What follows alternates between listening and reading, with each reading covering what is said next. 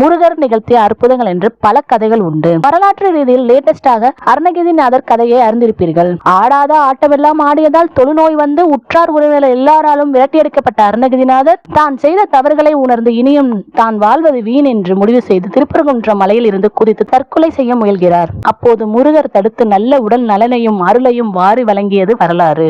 அதிகமாக அறிவு வளர்த்துவிட்ட நமக்கு இதென்னடா இப்படி கதை விடுறானுங்க, தொழுநோய் வந்துச்சான், முருகனும் வந்தாராம், மந்திரகாலினோன்னு தொழுநோயை விரட்டிட்டாராம், நல்லா விடுறாங்கப்பா ரீலி என்று தோன்றும். அது ஒன்றும் பெரிய தவறில்லைதான்.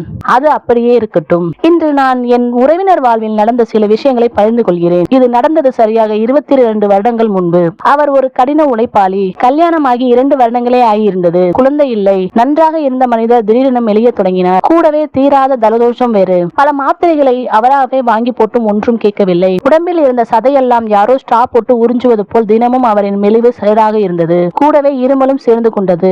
அதன் பின் ஹாஸ்பிட்டல் சென்று காட்டினால் காசநோய் என்று சொல்லிவிட்டார்கள். அது மட்டுமல்ல, மிகவும் முத்தி போய்விட்டதாகவும் இன்னும் சில மாதங்களே இருப்பார் என்றும் சொல்லிவிட்டார்கள். அப்போது மருத்துவ வசதிகள் இந்த அளவிற்கு இல்லை. வசதியின்மை காரணமாக அரசு ஆஸ்பத்திரியை விட்டால் வேறு வழியும் இல்லை. அவர் உழைப்பில் தான் குடும்பம் ஓடிக்கொண்டிருந்தது. அவர் இனி அவ்வளவுதான் என்ற செய்தி கிடைத்ததுமே அவர் உடன்பிறப்புகள் இந்த பக்கமே வருவதில்லை. நோய் ஒட்டுக்கொள்ளுமோ என்ற பயம் வேறு. கையிலே காசும் இல்லாமல் வறுமையும் சேர்ந்து அவரை கொன்றது. அப்போது அவர் மனைவி செய்ததுதான் ஆச்சரியமான விஷயம். அவராலேயே வேலைக்கு போக முடியவில்லை. இனி ரொம்ப நாள் அவர் இருக்க போவதும் இல்லை. இனி எதற்கு அவருடன் சேர்ந்து கஷ்டப்பட வேண்டும் என்று நன்றாக யோசித்துவிட்டு தாய் வீட்டுக்கு கிளம்பிவிட்டார். மனம் நொந்தார். உயிருள்ள அனாதை பிணமாய் மாறினார். இது என்ன வாழ்க்கை? சிறு நோய் வந்தால் எல்லாமே தலைகீழாய் மாறிவிடுமோ? இதற்கா இத்தனை ஆட்டம் கொண்டாட்டம் என்று யோசித்தார். திக்கற்றவனுக்கு தெய்வமே துணை. அவருக்கு அவர்களது குடும்பம் அடிக்கடி சென்று வழிபடும் ஸ்ரீ பால சுப்பிரமணியர் கோயில் ஞாபகம் வந்தது. அது ராஜபாளையம் அருகே தென்மலை என்ற கிராமத்துக்கு மலைமேல் உள்ளது. மிகச்சிறிய கோயில். முருகர் மட்டுமே அங்கு உண்டு. யாரும் அடிக்கடி அங்கு போக மாட்டார்கள். ஏறி செல்வதும் கஷ்டம். அங்கே அப்போது கட்டிடங்கள் ஏதும் கிடையாது. ஒதுங்க நிழல் கூட கிடையாது. ஆனால் ஒரு நாளை கிணறும் சிறு குட்டை போன்ற தெப்பமும் உண்டு. நான் இனி அதிக நாட்கள் இருக்க மாட்டேன் என்று அவருக்கே தெரிந்திருந்தது. இந்த மனிதர்களிடையே சாவதை விட அங்கு சென்று முருகன் காலடியில் உயிரை விடலாம் என்று முடிவு செய்தார். அந்த முருகரை பற்றி பல கதைகள் உண்டு. பயணம் காத்தல் என்பது ஏறக்குறைய துறவு நிலை. கோயிலை கதி என்று உட்கார்ந்து விடுவது. அங்கு என்ன கிடைக்கிறதோ அதை மட்டுமே உண்டு வாழ்வது. அந்த மலையில் தண்ணீரை தவிர வேறு எதுவும் கிடைக்காது. எப்போதாவது யாராவது வந்தால் சாப்பாடு தருவார்கள். இல்லை என்றால் அதுவும் அவன் சித்தம் என்று சும்மா உட்கார்ந்து விடுவது. அவர் அங்கே எப்படியோ சென்று அமர்ந்து விட்டார். ஏன் எனக்கு இந்த நிலைமை? வாழ வேண்டிய வயதில் ஏன் என்னை நோயாளி ஆக்கினார் என்று தினமும் அழுந்தபடியே முருகனை பார்த்து கேட்டுக்கொண்டே இருப்பார். காச நோயும் முத்தி கொண்டே போனது. இப்படியே ஏறக்குறைய 6 மாதங்களுக்கு அவர் தனித்திருந்தார். உடம்பில் சதை காணாமல் போய் எலும்பும் உருக தொடங்கியது. சளி உடலை அரித்து தின்று கொண்டிருந்தது.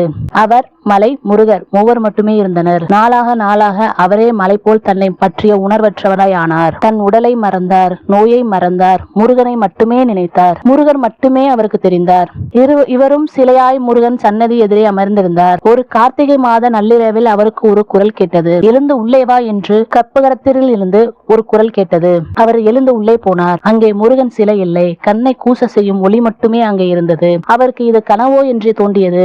ஆனால் தான் கருவறையில் நின்று கொண்டிருப்பதும் அவருக்கு தெரியவில்லை. அவருக்கு ஏதும் சொல்ல வராமல் அழுதார். அங்கே சரிந்து உட்கார்ந்து அழுதார். அப்படியே தூக்கம் அவரை இழுத்து கொண்டு சென்று விட்டது. மறுநாள் காலையில் உடலில் பலம் கூடியது போல் தெரிந்தது. இருமல் இல்லை. சந்தேகத்துடனே தொடர்ந்து 2-3 நாட்கள் அங்கேயே இருந்தார். சளியோ இருமலோ இல்லவே இல்லை. அவருக்கு ஆனந்தம் தாங்கவில்லை. முருகா முருகா என்று ஆனந்த கூத்தாடினார். மலையில் இருந்து இறங்கி ஊருக்குள் போய் சொன்னார். மனைவியும் திரும்பி வந்தார். கொஞ்சம் கொஞ்சமாக உடம்பு பழைய நிலைக்கு மாத்திரைகள் இல்லாமல் திரும்பியது. டாக்டர்களுக்கே ஆச்சரியம்தான். சொந்தங்களுக்கு ஆச்சரியம் தாங்க முடியவில்லை. இப்பொழுதும் அவர் செவ்வாய் வெள்ளி என்ற அதிகாலையில் அந்த முருகர் கோயிலுக்கு போய் வருகிறார். ஒவ்வொரு மாத கார்த்திகை நட்சத்திர நாளன்று அவர் பொறுப்பில் பூஜையும் நடைபெறுகிறது. இப்போது அவருக்கு 2 குழந்தைகளும் நல்ல வசதியுடன் முருகன் அருளால் வாழ்கிறார்கள். சென்ற வருட கார்த்திகை திருவிழாவின் போது அந்த கோவிலில் அவருடன் இருந்தேன். இன்றும் அவர் பக்தி குறையாமல் ஒவ்வொரு படி ஏறும்போதும் முருகா முருகா என்று அழைத்தபடியே வந்தார். முருகரின் அருளுக்கு சாட்சியாகவே அவர் வலம் வருவதை பலரும் சுட்டிக்காட்டி பேசிக் கொண்டிருந்தனர். இது எப்படி சாத்தியம் என்று புதிதாக அவரை பார்த்த எல்லாரும் கேட்டார்கள். அது அவருக்கு எப்படி தெரியும்? அதை அவன் மட்டுமே அறிவான்.